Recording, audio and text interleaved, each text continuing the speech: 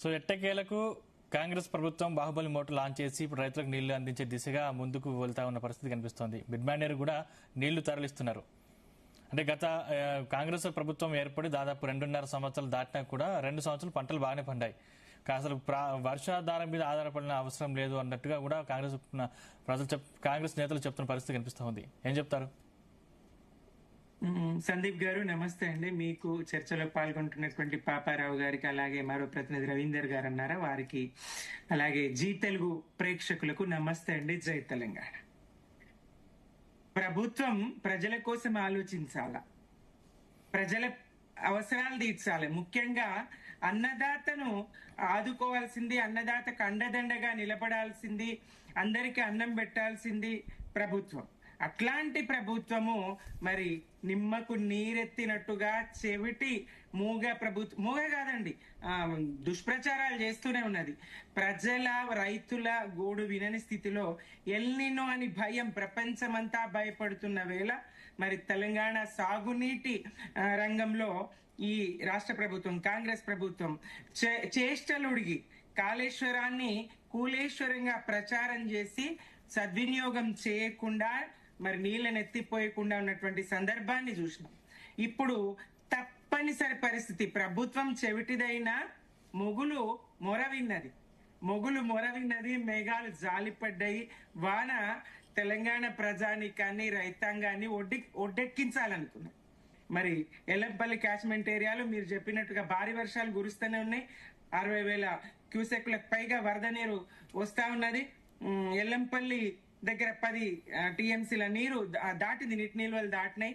మోటార్లు, బాహుబలి మోటార్లు ఆన్ చెయ్యక తప్పని పరిస్థితి కాంగ్రెస్ ప్రభుత్వానికి ఏర్పడ్డది. ఏది ఏమైనా రైతులకు మేలు జరగాలి. కాంగ్రెస్ గెలిచిందా, బీఆర్ఎస్ గెలిచిందా, ఎవరి పంతాలు కాదండి, ప్రజల పంతానికి కాదు,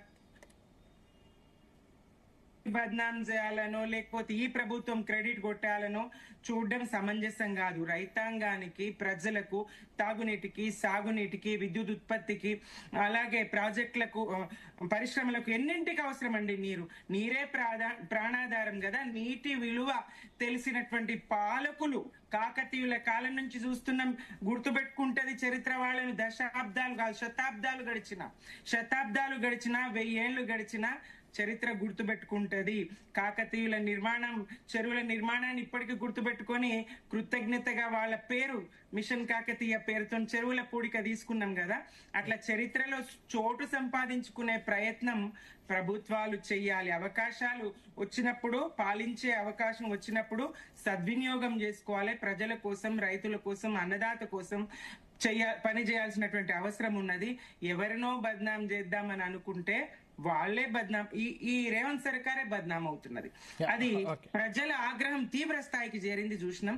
మనం నాటి నుంచి కోరుకున్నదే కదా తెలంగాణ. 60 ఏళ్ల అవస్థ, 60 ఏళ్ల వెనుకబాటుతనం, అన్యాయం నీటి వనరు వాడుకలో మళ్ళీ అది కొనసాగిస్తానంటే ప్రజలు ఒప్పుకోరు కదా. తెలంగాణ ప్రజలు తిరుగుబాటు చేసే సమయంలో సరే వరుణుడు కరుణించిండు, తప్పనిసరి పరిస్థితిలో ఈ మోటార్లు ఆన్ చేయాల్సి వచ్చింది. సంతోషం. కాలం అయితే ఇంతకన్నా కావాల్సిందేమున్నది, కాలం అవుతున్నది, సంతోషిద్దాం. ఆంజనేయులు గారు, నేను మళ్ళీ మీతో మాట్లాడుతాను. ఒకసారి మీతో మాట్లాడకంటే ముందు ఒకసారి డాక్టర్ శివకుమార్ గారు జాయిన్ అయ్యారు, వారి దగ్గరికి వెళ్దాం. ఒకసారి శివకుమార్ గారు, గుడ్ మార్నింగ్.